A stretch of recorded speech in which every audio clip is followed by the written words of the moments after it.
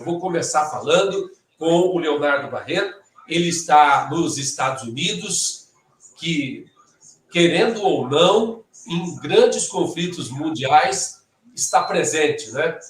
Grandes conflitos, os Estados Unidos sempre tem uma participação, parece que obrigatória. E agora, Leonardo, cumprimentando já você, agradecendo pela presença, os Estados Unidos enviou para a região de Israel o seu maior porta-aviões, né? O maior porta-aviões de todo o mundo, uma arma de guerra incomparável, pode-se dizer assim. Havia necessidade disso para combater, digamos, o Hamas na faixa de Gaza, que está em conflito já há 7 dias com Israel. Era necessário enviar esse porta-aviões, Leonardo? Boa noite. Boa noite. Primeiramente, obrigado pela presença. A questão do porta-aviões que foi enviado ao Mar Mediterrâneo, próximo à costa de Israel, ali a faixa de Gaza, né? Foi dito pelas autoridades americanas que já estava scheduled, já estava organizada esse envio já há meses, né? Certamente que os Estados Unidos posicionou de forma bem estratégica, né, esse porta-aviões e sua respectiva frota ali. E ele não foi claro acerca dos motivos do porta-aviões estar ali, estar posicionado, porém sabemos sim que ele tem uma influência dissuasória na região e acredita-se que isso será usado não para apoiar Israel diretamente, né, em nenhum ataque, mas, novamente, repito, mais de forma dissuasória, até mesmo em relação a outros países que rodeiam Israel, como o Irã. O Irã não tem fronteira direta, mas o Irã declara abertamente, né, há anos, que o objetivo é destruir Israel, que quer destruir Israel, assim como o próprio Hamas, né, e sabemos que ambos têm uma relação muito forte. E também outros países como o Líbano, né, e Iêmen, que também não tem fronteira, mas que tem uma animosidade com Israel. Então, acredito que o porta-aviões e a armada, a frota que está ali, atua de forma mais dissuasória, pelo menos até o momento. O entendimento que a gente tem exatamente é proteger Israel dos inimigos naturais na geopolítica que ele tem ali, são vizinhos realmente bastante perigosos. Essa sua explicação vem bem encaixar com essa compreensão, parece que geral. Vou aproveitar o Mário Robert, também, que é analista político, que está conosco. Mário, a respeito das eleições nos Estados Unidos, qual a sua impressão nesse momento? Teremos nas urnas, como já perguntei para o Leonardo Barreto, teremos nas urnas Trump, com toda essa dificuldade, e Joe Biden mais uma vez, Mário? Cremon, eu acredito que Joe Biden ele não volte mais para a cadeira presidencial, pelo simples motivo de o discurso do velhinho bonzinho, né, não cola mais, né, e o que Trump representa para os Estados Unidos, ou representou, voltou com força total. Isso é a minha visão, vocês podem discordar, tá? Por que eu falo isso? Inclusive com essa explosão de ataques do Hamas a Israel, volta aquele discurso de que se Trump estivesse na cadeira presidencial, essas coisas não estariam acontecendo. Né? E aí colocam a culpa no discurso do velhinho bonzinho, né? Do velhinho que é pacificador, o mesmo discurso que nós ouvimos aqui, né? Com o velhinho que está sentado na presidência da República, enfim. Esse discurso não cola mais. Eu acho que o povo, principalmente o povo americano, está cansado de pessoas com discursos limpinhos, e talvez o Trump seja a melhor escolha para eles. Claro que tem aí os demais candidatos. Se eu não me engano, surgiu agora um candidato, o Kennedy, se eu não me engano, que ele é apartidário, né? ele chega aí como um candidato da terceira via, como tínhamos aqui no Brasil. Vocês me corrijam se eu estiver errado, tá? Acho que é o Kennedy, acho que é o nome do candidato que eu vi na reportagem. E aí está surgindo mais e mais pessoas de olho na cadeira presidencial americana, mas eu acho que o Trump leva dessa vez.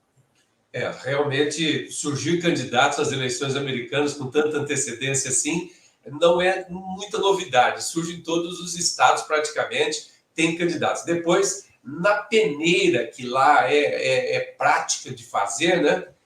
Com grandes convenções sendo realizadas, é que ficam esses dois que geralmente vão para as cabeças. Quero agradecer ao Leonardo Barreto. Muito obrigado, Leonardo, por estar conosco, por participar aqui do Hora Notícia. Volte sempre, e claro, nós vamos estar sempre perguntando aí para você como está o andamento não só das eleições, mas também do envolvimento dos Estados Unidos nessa guerra nesse momento. Uma boa noite, Leonardo Barreto. Boa noite, obrigado por me receber.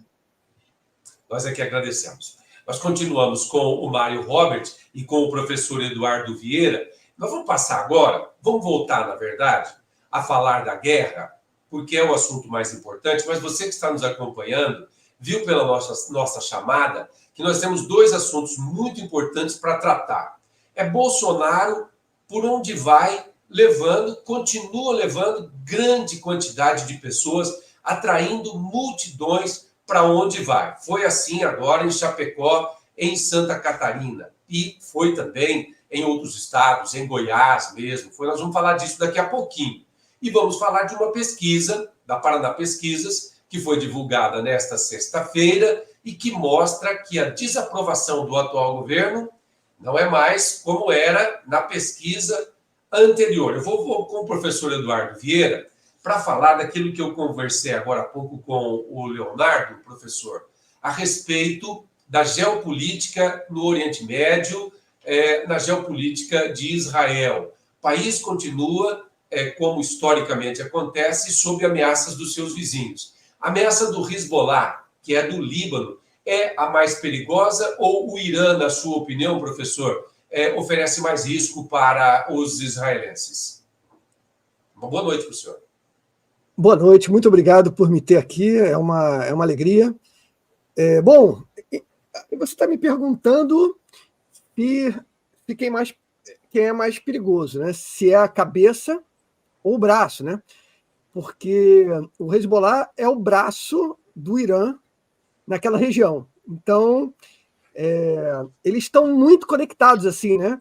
É claro que em termos de poder bélico, eu não tenho dúvida, viu, Cremão, que o Irã, né, é mais perigoso. Mas o Irã, eu acho que a chance do Irã se meter nisso agora é minúscula, né? O Irã...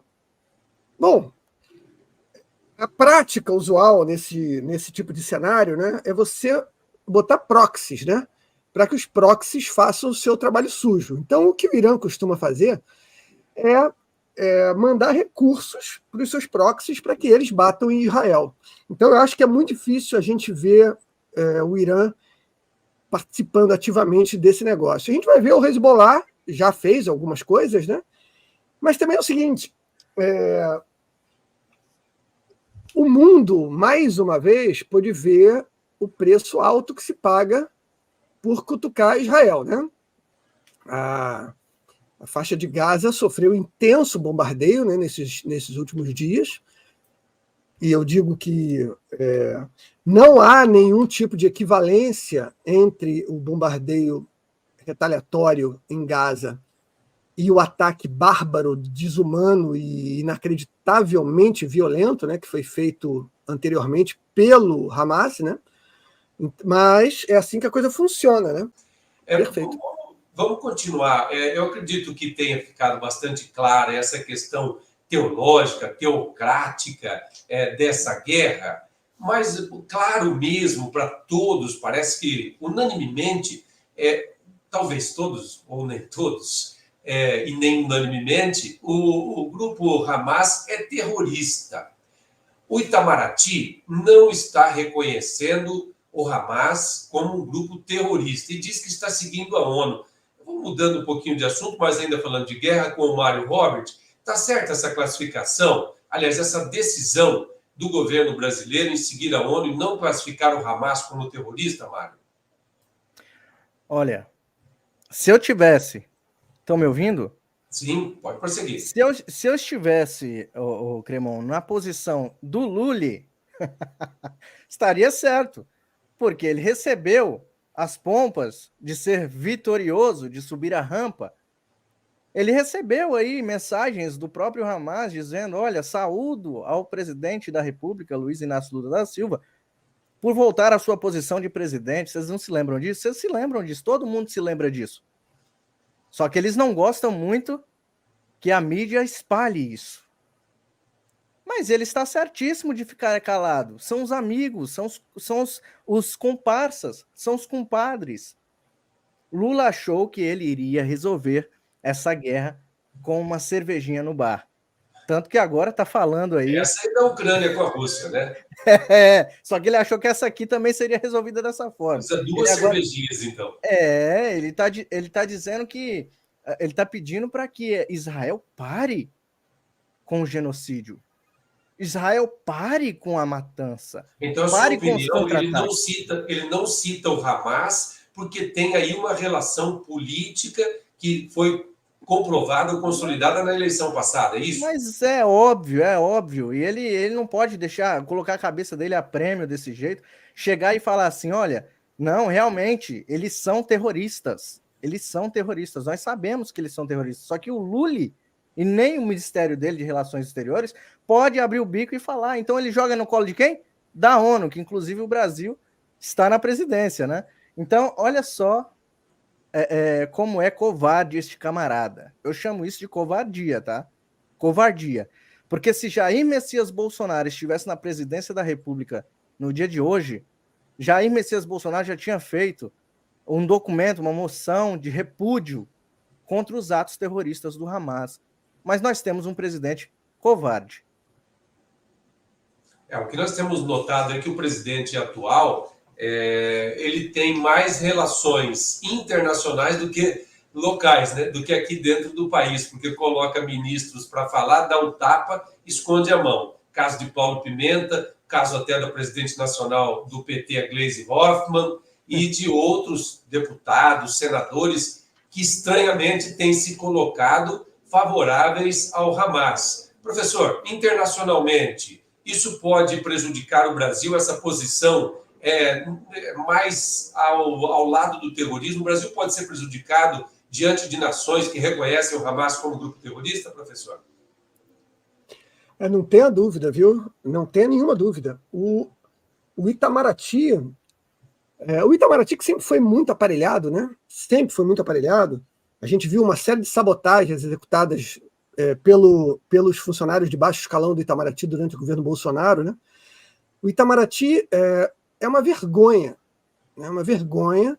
Eu me envergonho aqui como brasileiro, né, de ver essa relutância, porque qualquer ato terrorista é condenável, né? O terrorismo é uma coisa horrível, né? Porque envolve sempre a população civil.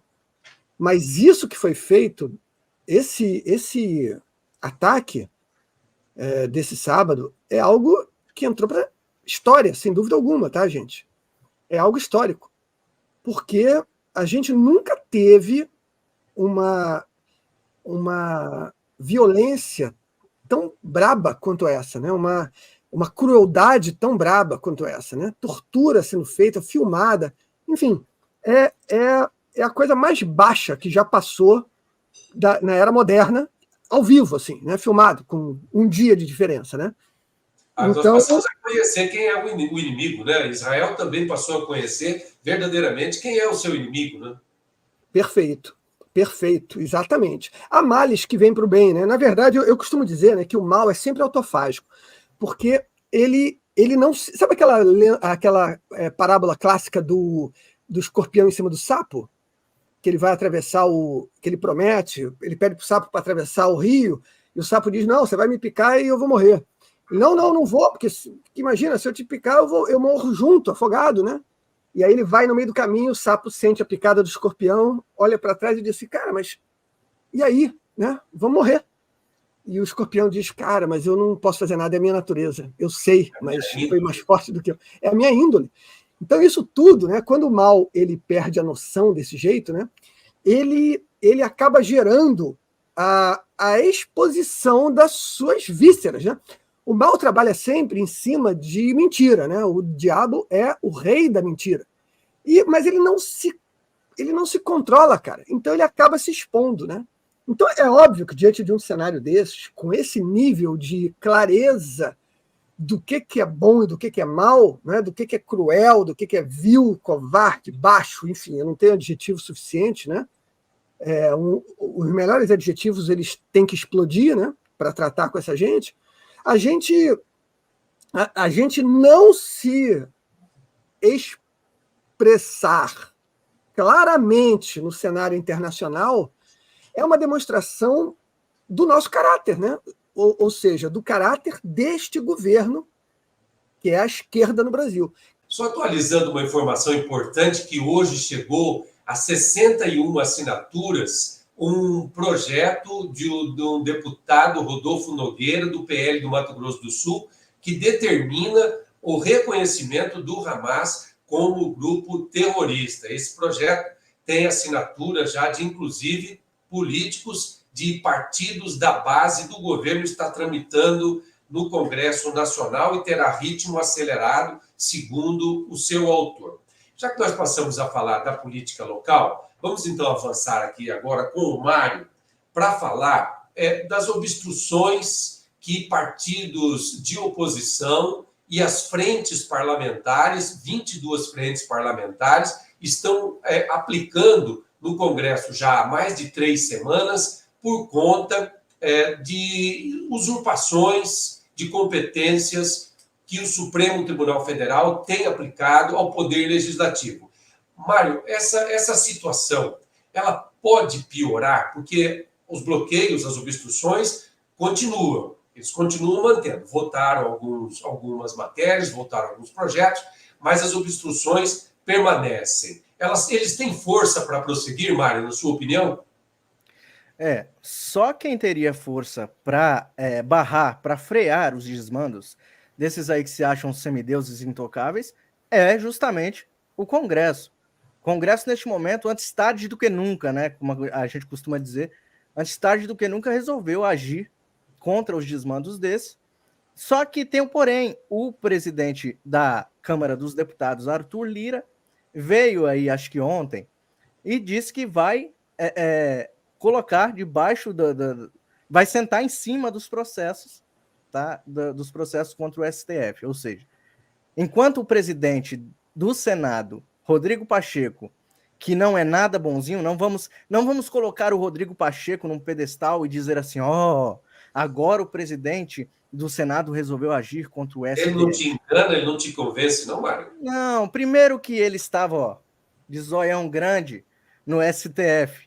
Tava ali puxando um saquinho do Lully, né? Aí chegou um dia e falou assim, aí, papai Lully, vai me colocar no STF ou não? Aí o papai Lully disse assim, olha, companheiro, eu tô entre Flávio Dinossauro e tô entre uma mulher aí. Vamos ver quem que eu vou escolher. Mas você, por enquanto, não. Aí o camarada resolve, Cremon e professor, se vingar do STF. Isso é vingança. Ele se vinga do STF, só que também ele está de olho no governo do estado de Minas Gerais. Vocês que acompanham o Fator Político BR, vocês que estão nessa live agora, que são do estado de Minas Gerais, diz para mim, vocês teriam coragem de colocar Rodrigo Pacheco como governador do seu estado? Pois é, ele está de olho numa possível candidatura ao governo do estado de Minas Gerais. Isso é grave, porque mostra que ele está ambicioso, ele quer algo a mais, não é porque ele é bonzinho. Porém, do outro lado, o presidente da Câmara dos Deputados, que também tem um rabo presíssimo com os ministros, tem processos tramitando lá dentro, não quer guerra com eles, né? Vamos dizer assim. Então, os deputados e senadores que estão se colocando contra as decisões do presidente Arthur Lira, né, e a favor das decisões do Pacheco neste momento, obstruindo as pautas da casa, estão certíssimos. Eu quero dar os parabéns, inclusive, olha só que engraçado, senhor Gazelinha Saltitante, disse que o Hamas foi na contramão, né, do governo Lula e disse que o Hamas é sim um grupo terrorista. O Randolfo Rodrigues, nosso querido senador Randolfo Rodrigues, abriu os olhos e disse: olha, realmente o Hamas é sim os terroristas. Então é muito bom ver pessoas, mesmo do lado de lá da esquerda, sendo coerente nesse momento e freando os desmandos desses que se acham semideuses intocáveis. Eu vou pegar um ganchinho aí do que o Mário falou, citando a pretensa intenção do Rodrigo Pacheco de ir para o STF. E, claro, impossível não falar do dono do STF, que é Alexandre de Moraes, né? Ele agora, na madrugada, postou lá no plenário virtual o seu voto pela condenação de mais 8 réus das invasões dos prédios do governo em Brasília no dia 8 de janeiro. Professor, quem é que vai parar essa sanha condenatória do Alexandre de Moraes, na sua opinião? Tem como parar, na verdade? Tem como parar, né? Sabemos que tem como parar. Mas o Alexandre de Moraes, ele é uma peça do sistema, né? Ele é a peça mais ativa do sistema. É claro que eu acho que ninguém aqui imagina que ele haja por vontade própria, né? Por planejamento próprio, por disputas pessoais de poder, né? Alexandre de Moraes tem dono e, portanto, ele serve a um dono que faz parte completamente do sistema, sem dúvida alguma, né?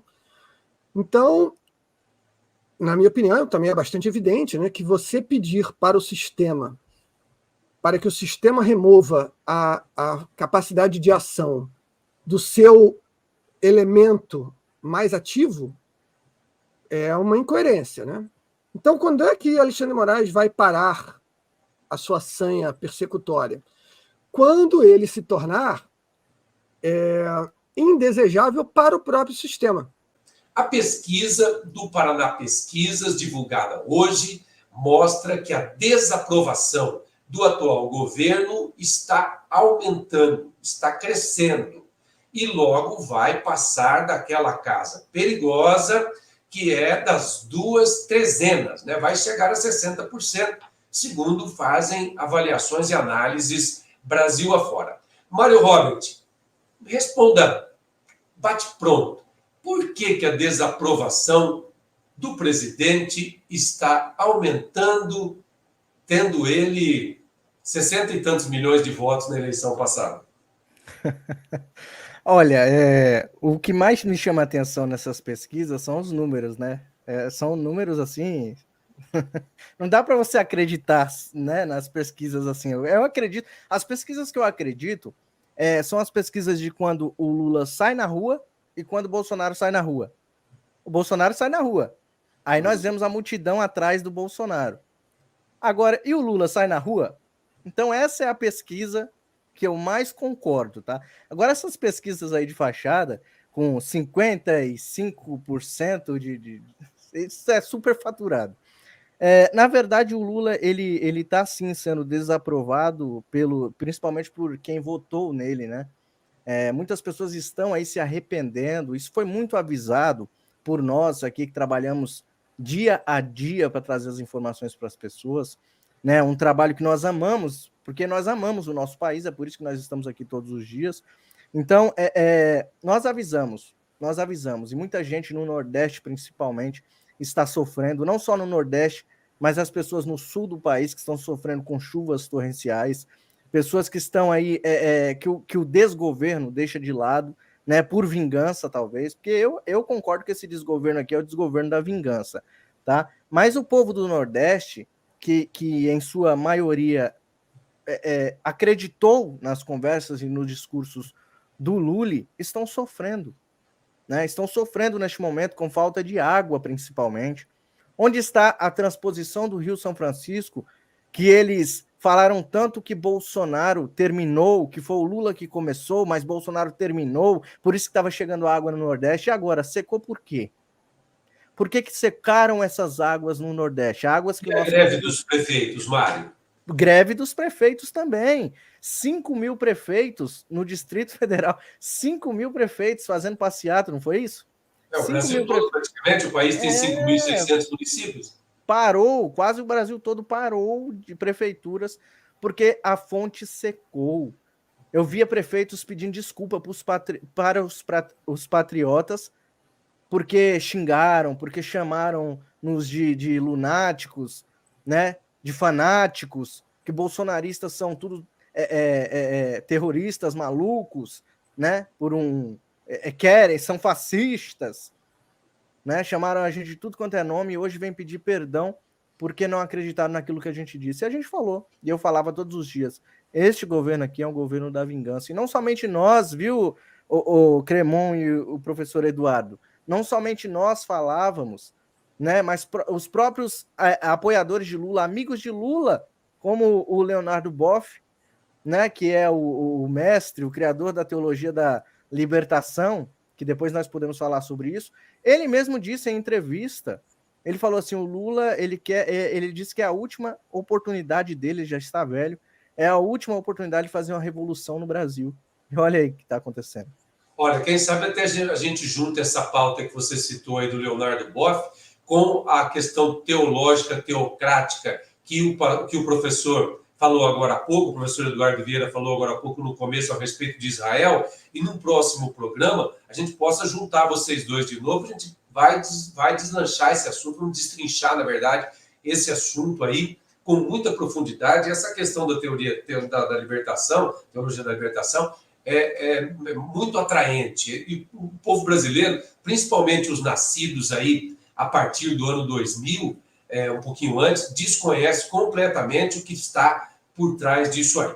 Mário, você citou que o Bolsonaro, por onde vai, leva multidões e Lula não vai às ruas. E quando vai, escuta o que escutou, por exemplo, em Nova York, pessoas que estavam lá aguardando. E ontem, no estádio da Arena Pantanal, no jogo da Seleção Brasileira, se é que ele assistiu pela televisão, ele viu um grande coral chamando ele daquilo que a gente não pode citar. Nós temos imagens da visita do Bolsonaro a Chapecó, em Santa Catarina. Nós vamos ver essas imagens e depois eu volto com o professor Eduardo Vieira para ele comentar também. Vamos ver. Bota aí, produção.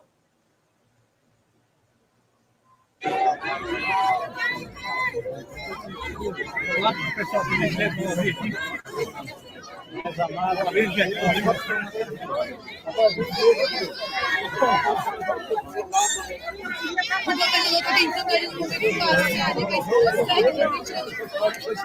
Que pesquisa é essa aí? Essa pesquisa é que vale, Mário? Essa é a Datapovo, né? Professor Eduardo Vieira, o senhor citou um grande sistema, o senhor citou um esquema que dá como resultado o atual ocupante da presidência da República. Vendo essas imagens, vendo a pesquisa do Paraná Pesquisas, que conclusão o senhor chega? Bom, aconteceu alguma coisa no final do ano passado, né? E eu vou chamar de cambalhota, né? Uma cambalhota aconteceu e nós tivemos, então, no dia 1º de janeiro, esse vexame que foi a subida na rampa do Planalto dessa figura que nos preside hoje, né? Essa cambalhota teve que ser dada justamente porque, como disse bem o Mário, né? O Datapovo mostra a verdade, né? O Datapovo mostra a verdade. O que a gente está vendo é o que é a realidade do Brasil. O Bolsonaro é o maior fenômeno político do país e um dos maiores fenômenos políticos do mundo, né? E isso é um exemplo enorme de como o povo valoriza quem fala com ele, né? E mais ainda, existem muitas coisas a mais no céu, além dos aviões de carreira. Esse ditado é antiquíssimo, né? Mas ele é verídico. Quando o Bolsonaro se aproxima do povo, o povo sente que o Bolsonaro gosta do povo de verdade, entendeu? Não é uma afetação de um político vagabundo que está pensando só em enganar o povo e populista. Não. O Bolsonaro gosta do povo, tá? E o povo sente isso. Cara, você não repara? Se chega uma pessoa na tua frente e te dá um sorriso falso, a falsidade escorre pelas orelhas, é visível, né? É visível, você pode optar por não ver. Mas quando você está na frente de uma multidão, isso fica perfeitamente claro. E o Bolsonaro é sincero. Agora, o Bolsonaro ele foi destruído pelo sistema, né, nesse final do ano passado. Né? Para a gente finalizar, deixa eu pegar a opinião do Mário, nós já estouramos nosso tempo. Mário, nós falamos das frentes parlamentares, nós falamos do grupo que está obstruindo votações na Câmara, você disse que eles têm força, que eles podem prosseguir, realmente é uma possibilidade. Haveria nesse grupo força para reverter essas condenações? Por exemplo, inelegibilidade do Bolsonaro, prisão do Daniel Silveira, as condenações dos vândalos do 8 de janeiro. Na sua opinião, o Congresso Nacional hoje teria, com essas frentes parlamentares e os partidos de oposição, força para reverter isso tudo? Eu acredito que eles tenham força para frear daqui para frente. Mas daqui para trás, eu acho que foi feito por esses aí, que se acham intocáveis, que se acham imortais, que se eles retrocedessem neste momento, tirassem todas as condenações que foram proferidas, eu acredito que isso seria um retrocesso para eles. Isso na cabeça. Eu estou tentando pensar com a cabeça de pessoas que se acham superiores a qualquer pessoa. Tá? Estou tentando pensar com essa cabeça aqui. Olha, se eu chegar aqui e simplesmente reverter a situação aqui, eu vou estar tirando o meu poder. Eu acredito que nessa visão deles assim de semideuses, eu muito dificilmente conseguiria reverter este quadro. Mas daqui para frente, as próximas atitudes que eles tomariam, o Congresso conseguiria frear assim se continuar firme e forte com essa obstrução, tá? Porque sem o Congresso, o Brasil para, e o Brasil parando prejudica até os mais consolidados financeiramente. O mundo perfeito seria a reversão, né? Mas esse aí parece que não vai existir. Quero agradecer ao professor Eduardo Vieira, foi realmente uma aula que o senhor nos deu, muito bom conhecimento. O Mário Roberts. Aliás, para finalizar, vamos passar rapidamente. Professor, o senhor tem um canal no YouTube, passa aí o endereço do seu canal no YouTube e outras plataformas para que o nosso público possa localizar também o seu trabalho. Muito obrigado. O meu canal tá se chama Professor Eduardo Vieira, e esse é o @ do YouTube mesmo, Professor Eduardo Vieira, tudo junto. Eu queria te agradecer muito pelo convite, viu, pela oportunidade de estar aqui. Um prazer conhecer o Mário. Ótimos comentários, viu? E a nossa turma do chat aí, que o nosso chat é sempre muito animado, muito carinhoso, é uma honra e uma alegria.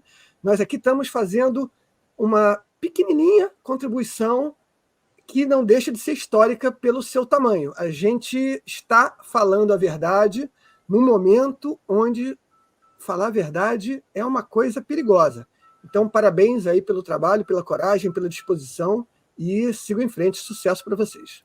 E o senhor prepare-se, porque se nós montarmos mesmo, se a produção nos autorizar a montagem de um programa para falarmos das questões teológicas e teocráticas lá de Israel e toda a geopolítica que envolve, que está envolvida nisso, o senhor já é nosso convidado desde agora. Uma boa noite, professor. Também boa noite, Mário Robert, obrigado. E passa o seu canal. Nós sabemos que você tem um canal aí que ele como que é? Direita Brasil? É esse o nome? Isso. Ou vocês coloquem Mário Robert, já aparece, ou Direita no Brasil Oficial. Direita no Brasil Oficial é o meu canal no YouTube, tá bom? E nas outras redes sociais, a mesma coisa. Tá? Eu agradeço pelo convite, né, feito pela Alessandra e o canal Fator Político BR, que eu já acompanho há algum tempo, já sou inscrito no canal. Inclusive, pego alguns cortes aqui das reportagens da Berenice e reajo lá no meu canal. Tá? Muito, muito bom o trabalho de vocês. Muito obrigado aí ao Cremon, né, ter nos recepcionado nesta noite aqui. Muito obrigado ao pessoal do chat e Deus abençoe a todos. Grande abraço a você, Mário. Obrigado pela participação aqui no Eu que agradeço. Hora Notícia.